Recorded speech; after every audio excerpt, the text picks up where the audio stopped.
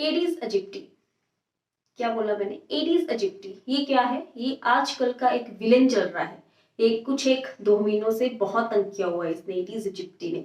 सो Aedes aegypti एक किस्म का मच्छर है जो क्या करता है, डेंगू करता है, चिकनगुनिया करता है, जीका वायरस फैलाता है, येलो फीवर करता है, बहुत सारे ये ऐसी बीमारियां करता है एडिस एजिप्टी। अगर बात करी जाए कुछ एक टाइम से, हम अपने साइड की बात करते हैं, नॉर्दर्न साइड की, तो यहाँ पे डेंगू बहुत ज्यादा हो रहा है। डेंगू बिल्कुल से डेंगी, जिसे हम कॉमनली डेंगू बोल देते हैं, इट इज डेंगी। चिकनगुनिया ये भी भाई बहन ही है डेंगू का। इसके सिम्टम्स नियर अबाउट 90% के सिम्टम्स सेम होते हैं।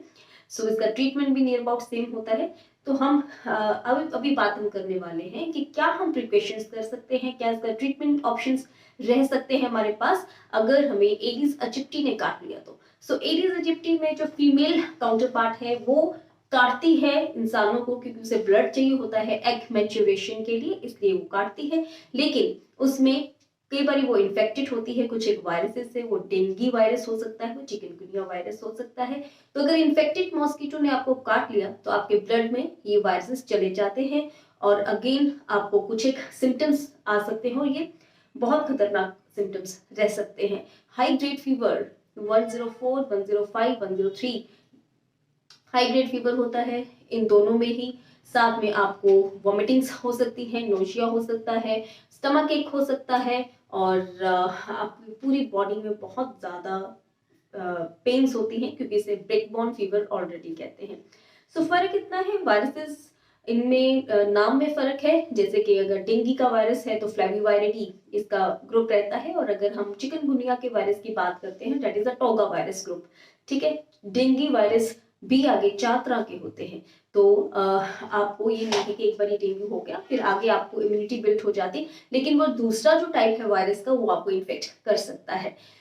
इनसे बचना बहुत ज्यादा जरूरी है, बिकॉज साल में हर साल ये एज एंडेमिक एरिया को, किसी ना किसी एरिया को ये कवर करते हैं।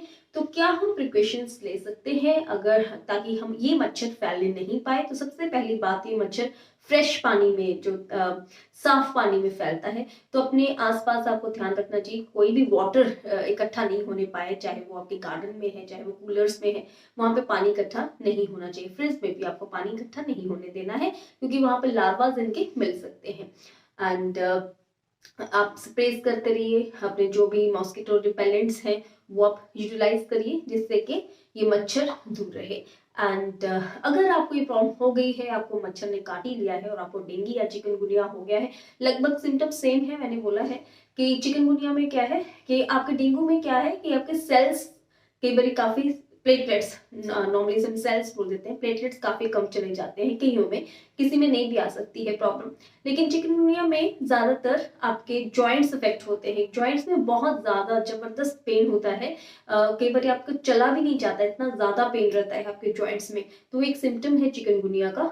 हमारे पास पेशेंट सब आते हैं, तो अगर हम टेस्ट करवाते हैं कि डेंगी नेगेटिव आता है, तो हमें एक सस्पेक्ट हो जाता है कि मे भी चिकनगुनिया, क्योंकि उनके जॉइंट्स में बहुत ज्यादा पेन रहता है, उनके जो आइस के पीछे बहुत ज्यादा पेन रहता है, ठीक है, बैक में बहुत ज्यादा पेन रहता है। तो ये डेंगू में भी रहता है, लेकिन चिकनगुनिया में ज्यादा रहता है।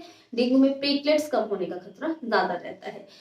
इनको कवर होने में काफी टाइम लग जाता है, 2 to 3 वीक्स तो लग ही जाते हैं पेशेंट को पूरी तरह से कवर होने में, रिकवर होने में। ट्रीटमेंट ऑप्शन की अगर बात करते हैं तो पहले तो प्रिकॉशंस है, लेकिन अगर फिर भी बाई चांस अगर कुछ ऐसा हो जाता है तो आपको क्या करना है, सबसे पहले तो आप हाइड्रेट रखेंगे अपनी बॉडी को, कि फीवर जो है वो इंटरमिटेंट तौर पर होना ही है, वो 3 to 4 डेज 7 डेज का जो उसका पीरियड है वो फीवर चलेगा ही। लेकिन अगर आपको ज्यादा है फीवर तो आपको एडमिट भी होना पड़ सकता है, ताकि आईवी फ्लूइड्स आपको दिए जा सके और आपकी बॉडी हाइड्रेट रहे और ज्यादा वीकनेस नहीं आए, ये आपको ध्यान रखना पड़ेगा। और साथ में आप अपने नॉर्मल, जब भी फीवर हो आप पैरास्टामोल की टैबलेट ले सकते हैं, या क्योंकि इसमें अभी तक कोई वैक्सीन अवेलेबल नहीं है, ना ही डेंगू का तो कोई वैक्सीन अवेलेबल नहीं है अभी तक। ये वायरल इन्फेक्शंस हैं, तो डेफिनेटली ये थोड़ा सा टाइम लेके ही जाते हैं। And now coming to the Ayurveda, how Ayurveda can help. Ayurveda में हम इसे दंडक बुखार कहते हैं, दंडक फीवर कहते हैं, अस्थिगत ज्वर भी इसे बोला जाता है, क्योंकि ये बोन्स को बहुत ज्यादा अफेक्ट करता है, बहुत ज्यादा पेनफुल रहती है इसमें बोन्स। आयुर्वेदा हमेशा से बात करता है इम्यूनिटी की। सो इम्यूनिटी को एक दिन का खेल नहीं। आजकल तो इम्यूनिटी को है कि ये इम्यूनिटी वाला सॉप भी आ गया है, इम्यूनिटी वाली ड्रिंक भी आ गई है, लेकिन इम्यूनिटी कभी भी एक दिन का गेम नहीं होता है। इम्यूनिटी एक लाइफ लॉन्ग प्रोसेस है।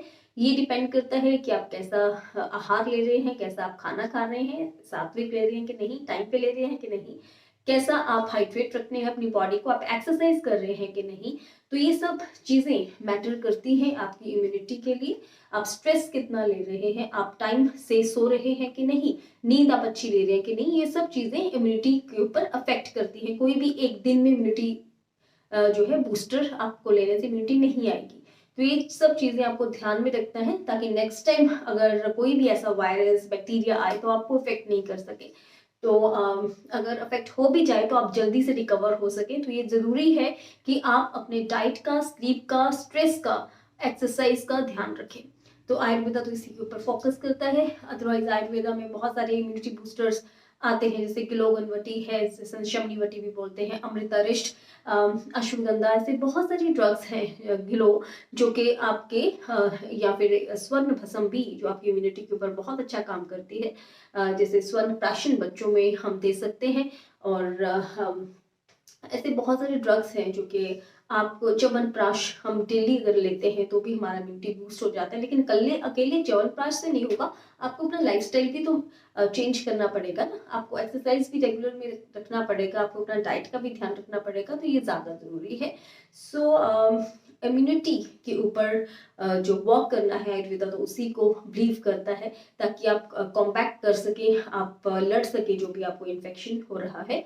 सो इन अवर क्लिनिक हमारे पास पूरा इम्यूनिटी से लेकर एक पूरा डाइट चार्ट दिया जाता है। इसके अलावा कुछ एक मेडिसिन भी हम आपको आयुर्वेदिक देते हैं, ताकि आप 3 to 6 मंथ्स का जो कोर्स है वो करके आप अगर आप बार बार इल होते हैं, बार बार कोई भी इन्फेक्शन आपको हो जाती है, तो आप उसे लेकर अपनी इम्यूनिटी को बूस्ट कर सकें।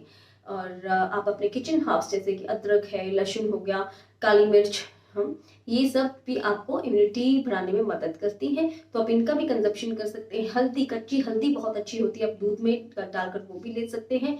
आप तुलसी की कंजप्शन 3 to 4 जो पत्ते होते हैं तुलसी के, आप डेली वो ले सकते हैं, उससे भी आपको इम्यूनिटी का बूस्ट होना स्टार्ट हो जाता है। पपिया लीव्स का जूस निकाल कर भी आप डेली अगर लेते हैं, इससे आपने सुना होगा कि इससे सेल्स जो है वो बढ़ना स्टार्ट हो जाते हैं, जो प्लेटलेट काउंट कम थे डेंगू में वो भी बढ़ना शुरू हो जाते हैं। तो ये ट्रू है, क्योंकि इसमें बहुत सारे एंटीऑक्सीडेंट्स होते हैं जिससे कि वो आपको स्ट्रेंथ देते हैं आपके प्लेटलेट्स को ग्रो करने के लिए। तो ये सब चीजें जो है आपकी इम्यूनिटी के लिए फायदेमंद है। So this is all about dengue and chikungunya. Hope you understand. Thank you so much.